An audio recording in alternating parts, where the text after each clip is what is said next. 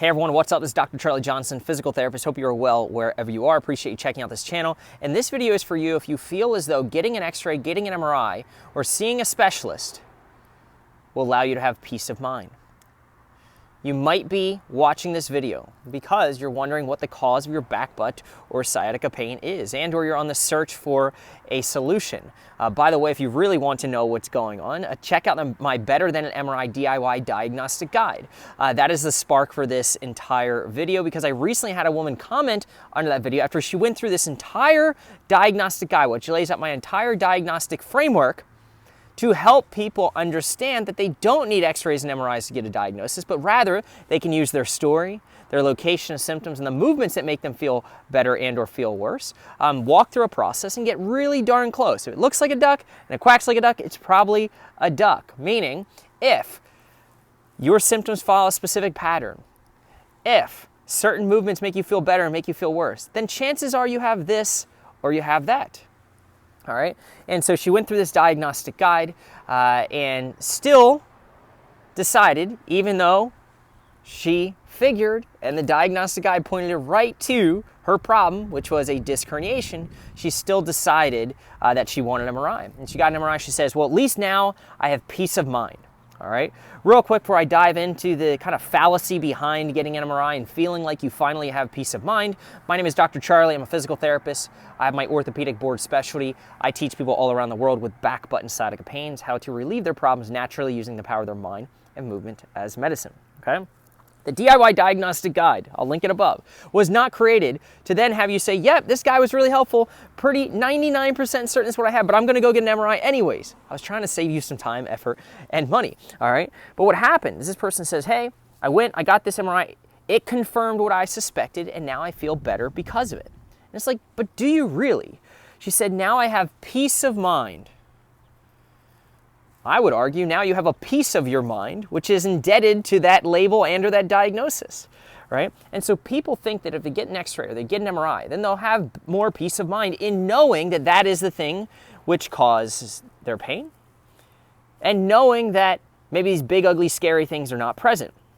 Probably a combo of that, right? But is there really any peace of mind knowing that you have a disc herniation when everybody else who's watching this also has a disc herniation, or chances are very high that they do have a disc herniation and is not the cause of their pain? All right.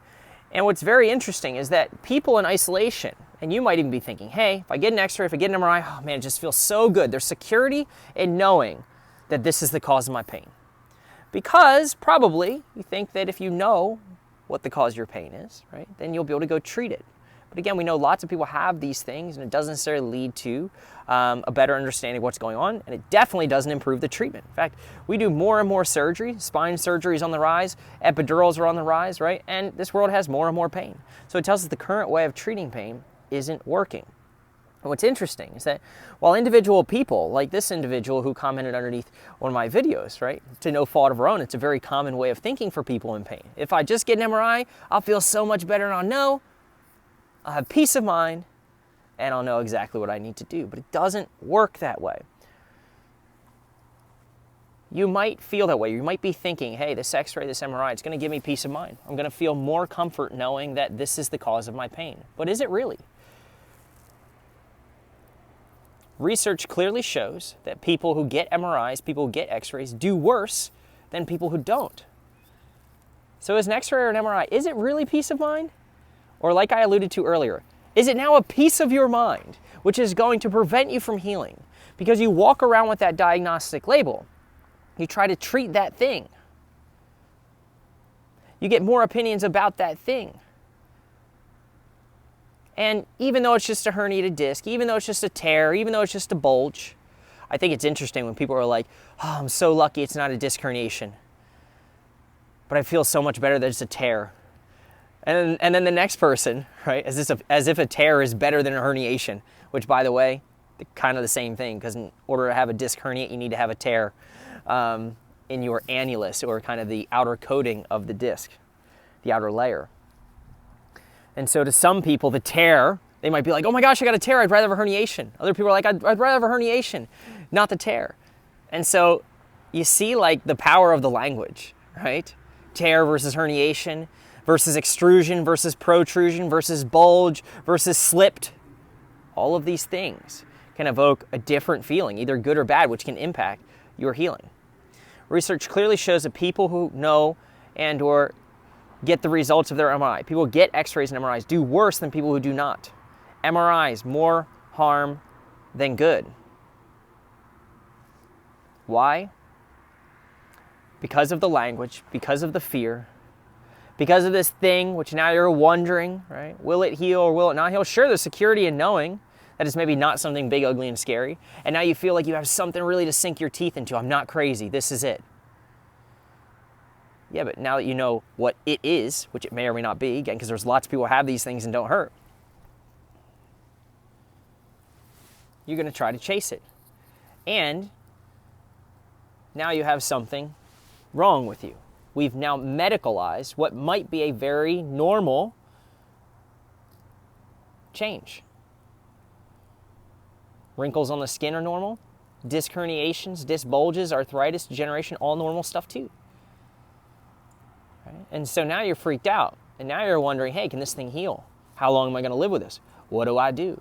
Right? And so it makes sense that people who are labeled with a diagnosis and or something wrong with them do worse, because it just freaks them out.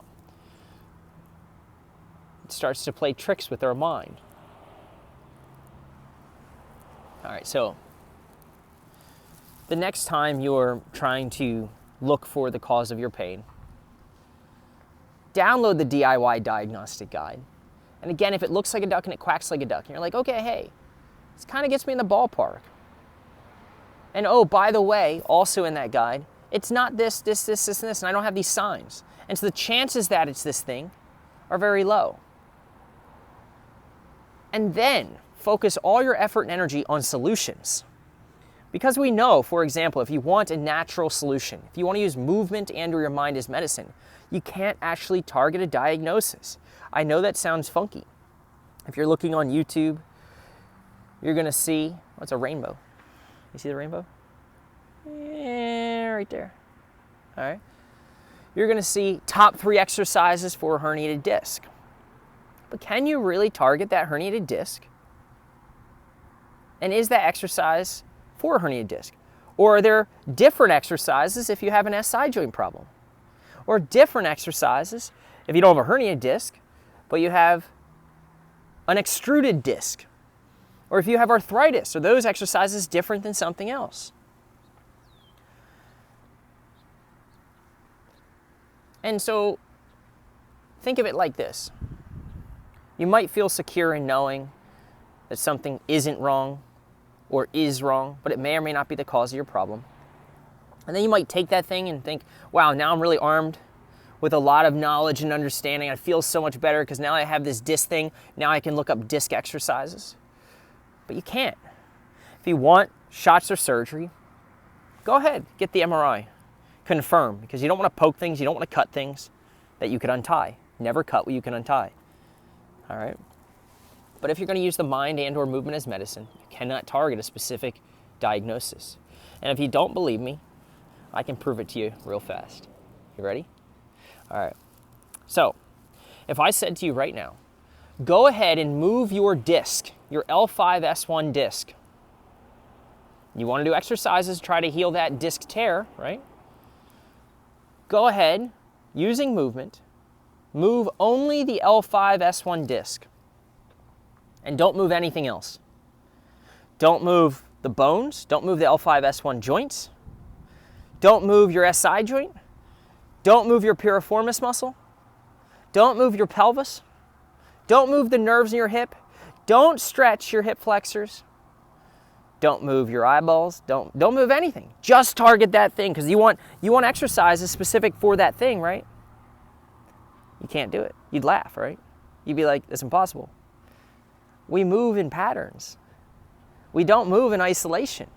You can't target a specific tissue with motion. If you try to do an exercise for piriformis syndrome, you try to stretch that area of your buttock, for example, you're also stretching the nerve. You're moving the hip joint. You're probably rounding the back.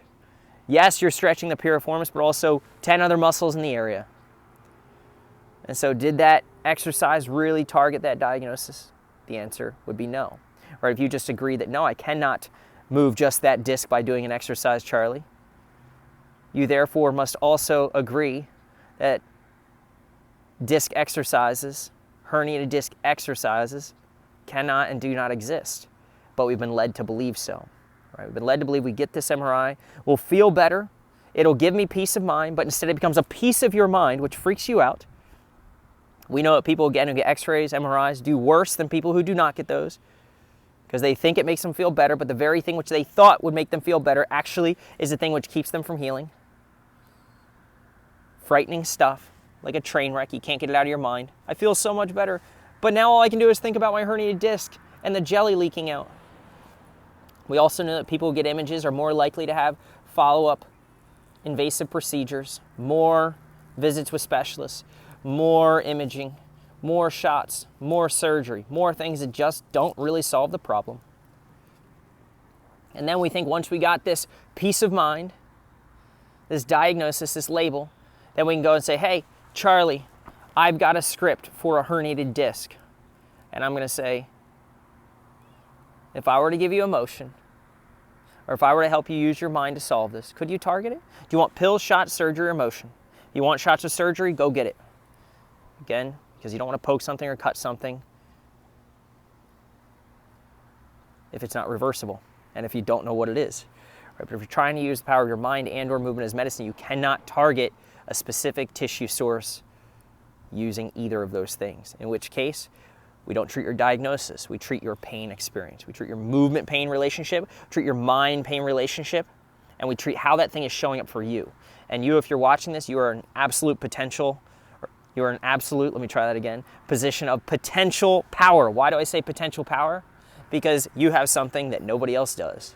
You're the one who's experiencing your pain, and if you're the one who's experiencing pain, then guess what? You're in the best position to solve it. You just don't have the tools, knowledge, understanding, and or support or coaching to understand what you need to do, when you need to do it, and what that process looks like. All right, so for you, if you're thinking, hey, I'm just gonna wait on my MRI, I'm just gonna wait on this diagnostic test, because it's gonna give me peace of mind. Is it really? Or is it gonna become a piece of your mind? Is it gonna be something that keeps you from getting better? Could that thing which you think is your answer be the reason that you stay stuck? You'll have these one-off stories of like, I feel so much better for like a minute, for like a day. But the science and the evidence and the research and all the studies we've done do not support this. They actually show that people do worse when they get these tests and measures done. Okay. This is Dr. Charlie, PT. Hopefully this is useful. Let me know your thoughts in the comments. Are you waiting on an MRI? Are you hoping and praying that the X-ray MRI will show something? And why? How will it change the course of your treatment? If you can answer that, and you want shots of surgery, cool. But if you can't answer that, you might want to think again. Thanks, everyone. Chat soon.